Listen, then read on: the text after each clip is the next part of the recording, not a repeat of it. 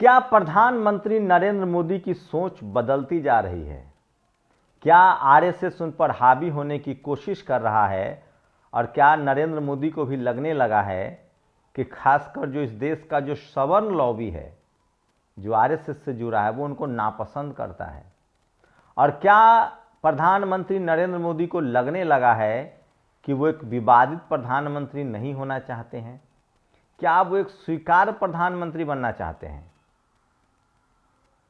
क्या प्रधानमंत्री नरेंद्र मोदी अब पॉलिटिकल वेंडेटा, राजनीति में बदले की भावना की राजनीति से आगे निकलकर एक स्वीकार्य प्रधानमंत्री बनना चाहते हैं, जिनके न रहने पर भी वो सम्मान मिले जो मनमोहन सिंह को मिला? और क्या प्रधानमंत्री नरेंद्र मोदी ने इसकी कोशिश शुरू कर दी है? आपको लग रहा होगा कि मैं क्या बोल रहा हूं, लेकिन सच्चाई यही है। प्रधानमंत्री कुछ ऐसे इनिशिएटिव ले रहे हैं, ऐसे लोगों से मिल रहे हैं, इस तरह के वो कार्यक्रम बना रहे हैं जिससे लगता है कि जो उनके भक्त हैं उनके पॉलिटिकल एजेंडे पर पानी फिर रहा है। सोचिए, प्रधानमंत्री कई बार चर्च गए और क्रिसमस की बधाइयां दी। प्रधानमंत्री नरेंद्र मोदी दिलजीत दोसांझ से कीर्तन सुनते हैं। वही दिलजीत दोसांझ जिन्होंने इंदौर में कहा था, जो वायरल हुआ था, कि किस बात का डर, ये सब धुआं है, आसमान थोड़ी है, सभी के खून मिले इस मिट्टी में, किसी के बाप का हिंदुस्तान थोड़ी है। साफ संकेत था। राहत इंदौरी की ये कविता है, वो किस तरफ कह रहे थे। उसके बाद दिलजीत दोसांझ लगातार किसानों के आंदोलन का समर्थन करते रहे हैं। प्रधानमंत्री उनसे मिलते हैं। मैं एक ट्वीट पढ़ के बताऊंगा आपको, जो प्रधानमंत्री के मीडिया एडवाइजर की भूमिका में दिलीप मंडल है, उन्होंने लिखा है।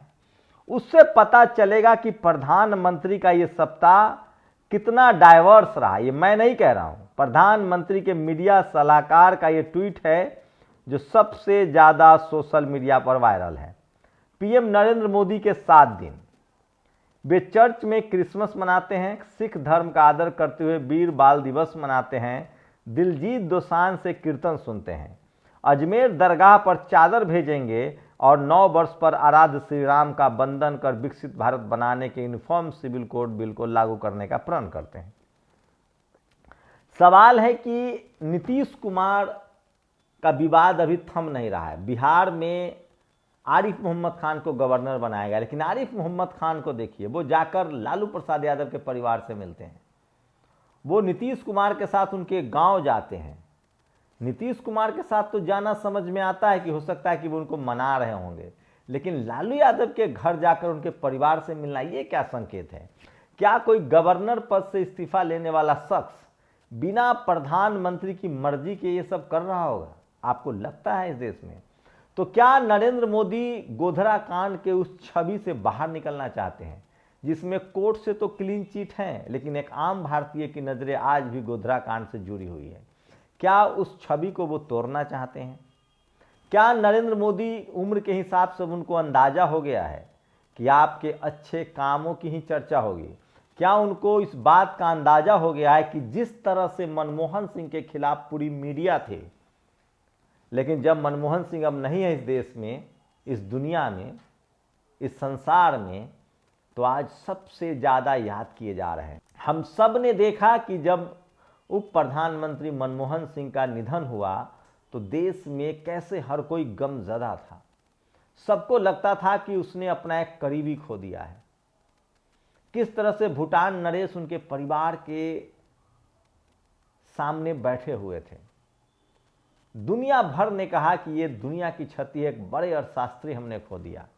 और उनकी चुप्पी की अब किस तरह से चर्चे हैं, कसीदे गढ़े जा रहे हैं। लेकिन सोचिए, 10 साल तक इस देश की जातिवादी मनुवादी मीडिया ने किस तरह से प्रधानमंत्री मनमोहन सिंह का उस समय चरित्र हनन किया था, क्या क्या संज्ञाएं दी, क्या क्या एडजेक्टिव दिया।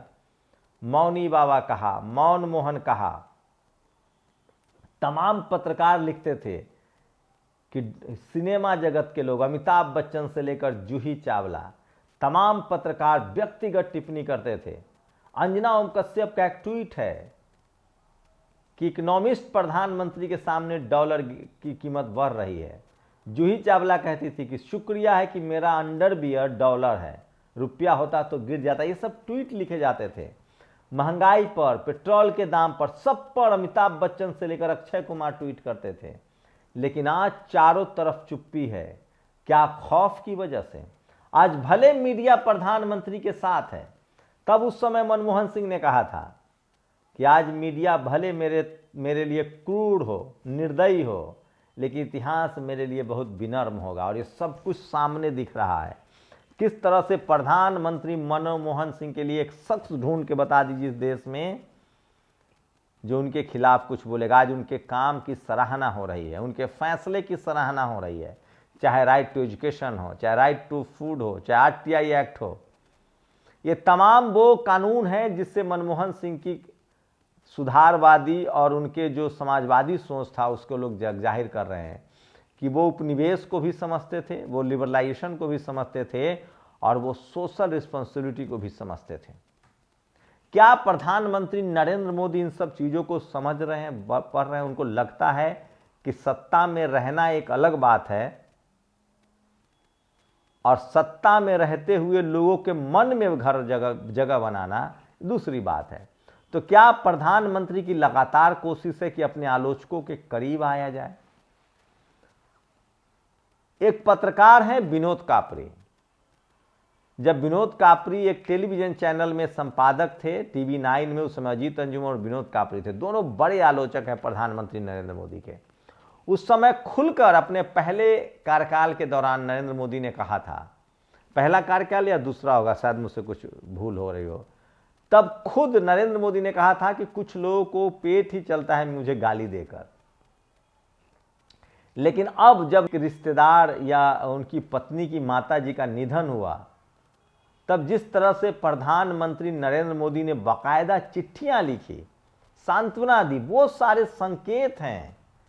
सोचिए अजमेर शरीफ में जिस तरह से दरगाह पर चादर भेजी जा रही है, दिलजीत दोसांझ जो लगातार प्रधानमंत्री की आलोचना करते रहे किसान आंदोलन को लेकर, उनसे जिस तरह से मिला जा रहा है, जिस तरह से, तो ये कुछ संकेत दे रहे हैं। क्या ये आरएसएस का दबाव है और क्या प्रधानमंत्री को लग गया है नरेंद्र मोदी को कि आखिर वो हैं तो गैर ब्राह्मण ही? जब लगातार आरएसएस प्रमुख मोहन भागवत प्रधानमंत्री पर दबाव बना रहे हैं। वो तो शुक्र मनाइए हरियाणा और महाराष्ट्र की जीत का, नहीं तो प्रधानमंत्री का पार्टी से पत्ता कटने ही वाला था। उस समय कहा गया था, सूत्र बताते हैं कि आरएसएस ने साफ साफ कहा था कि आप सरकार चला लीजिए, पार्टी हम चलाएंगे, या फिर पार्टी आप चलाइएगा तो सरकार हम चलाएंगे। और चिर परिचित सबसे बड़े विरोधी नरेंद्र मोदी के संजय जोशी को अध्यक्ष बनाने की बात हो रही थी। उसके बाद वसुंधरा राजे को अध्यक्ष बनाने की बात हो रही थी। उसी बीच में हरियाणा का नतीजा आया और प्रधानमंत्री नरेंद्र मोदी मजबूत हुए। उसके बाद महाराष्ट्र का नतीजा आया जहां प्रधानमंत्री और मजबूती मिली। नहीं तो 241 सीट आने के बाद प्रधानमंत्री को चारों तरफ से घेरा जा रहा था। आरएसएस प्रमुख कई बार गाहे बगाहे मौका दे रहे हैं, बोल रहे हैं कि राम मंदिर का मुद्दा राजनीति चमकाने के लिए नहीं होना चाहिए, कोई किसी शख्स को अपने आप को भगवान नहीं समझ लेना चाहिए। ये सब बयान तब आए थे जब प्रधानमंत्री के चुनावी जीत पर ढीली पकड़ पड़ी थी और 400 पार का नारा 241 आ गया था। तो क्या अब नरेंद्र मोदी को लगने लगा है कि आरएसएस की नज़र में वो एक गैर सवर्ण ही है? क्या प्रधानमंत्री नरेंद्र मोदी को लगने लगा है कि सत्ता आती जाती रहेगी, लेकिन दुनिया में नाम उसी का होता है जो सोशल रिफॉर्मर हो, जिससे जनता खुश हो? बाबा साहब अम्बेडकर को लेकर भी उनकी राय लगातार बदली है। बुद्धिज्म को लेकर भी प्रधानमंत्री की राय बदली है। वो बैक टू बैक कई बार कॉन्फ्रेंस में जा चुके हैं और बड़नगर। तो क्या प्रधानमंत्री नरेंद्र मोदी अपनी गोधरा वाली छवि से निकलना चाहते हैं? गोधरा में जो बड़ा नरसंहार हुआ था उस समय वो मुख्यमंत्री थे, तब अटल बिहारी वाजपेयी ने कहा था कि राजधर्म निभाइए। कहना तो चाहिए था कि मुख्यमंत्री का जो काम है वो कीजिए, लेकिन इन लोगों के दिमाग से राजा और प्रजा का खेल निकलता नहीं है। तो क्या प्रधानमंत्री नरेंद्र मोदी मनमोहन सिंह के परिनिर्वाण या उनके निधन के बाद जिस तरह की उनको ख्याति मिली है, अब नरेंद्र मोदी की कोशिश है कि वो भी मिला जुला कर सबको साथ लेकर चलें। या फिर ये 241 की मार है, क्या ये एनडीए की सरकार है, क्या ये गठबंधन की सरकार है, उसकी मजबूरी है, या क्या प्रधानमंत्री नरेंद्र मोदी का हृदय परिवर्तन हो रहा है। मैं फिर कह रहा हूं, प्रधानमंत्री नरेंद्र मोदी गाहे बगाहे कहते रहे हैं कि वो एक चाय वाले का बेटा है, संविधान न होता तो वो प्रधानमंत्री नहीं बनते। क्या वो अपनी एक ऐसी छवि बनाना आप चाहते हैं जो सबको स्वीकार हो, जो जाति धर्म से ऊपर हो, और जो एक बेहतर प्रधानमंत्री के तौर पर उनको याद किया जाए, ये कोशिश है? आपको क्या लगता है, क्या ये आरएसएस का दबाव है?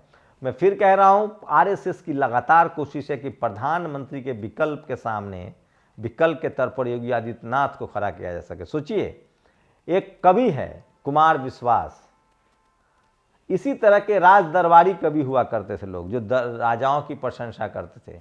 जिस तरह से कुमार विश्वास ने योगी आदित्यनाथ के मंच पर कहा कि जब योगी आदित्यनाथ प्रधानमंत्री बनेंगे तब लोगों को लगा कि नरेंद्र मोदी अच्छे थे, इसका मतलब क्या है? क्या कुमार विश्वास ये कह रहे थे कि नरेंद्र मोदी का जो प्रधानमंत्री वाला काम है उससे योगी आदित्यनाथ और आगे बढ़ेंगे? जिस तरह से लगातार यूपी में हिंदू मुस्लिम की बात सामने आ रही है, जिस तरह से कुमार विश्वास ने शत्रुघ्न सिन्हा की बेटी की शादी को लेकर परोक्ष रूप से तंज किया, अब हाल ही में उन्होंने सैफ अली खान जिससे प्रधानमंत्री मिले थे उसके बेटे को लेकर जिस तरह का तंज किया है कि वो आतंकवादियों का नाम रखते हैं लोग, तो क्या कुमार विश्वास आरएसएस के इशारे पर प्रधानमंत्री नरेंद्र मोदी के खिलाफ मोर्चा खोल रहे हैं? और इसलिए प्रधानमंत्री नरेंद्र मोदी अब सबके प्रधानमंत्री बनना चाहते हैं सिवाय आरएसएस के? आप लोग अपनी राय जरूर दीजिए। क्या प्रधानमंत्री नरेंद्र मोदी भी अब मनु मीडिया और मनु लॉबी को खटकने लगे हैं? शुक्रिया। नेशनल दस्तक की आपसे गुजारिश है कि अगर इसको बचाना चाहते हैं तो नेशनल दस्तक को सब्सक्राइब करने के लिए रेड कलर के सब्सक्राइब बटन को दबाएं, फिर बेल आइकन की घंटी दबाएं। नेशनल दस्तक को बचाने के लिए बहुत जरूरी है कि हर खबर को शेयर करें, लाइक करें, कमेंट जरूर करें।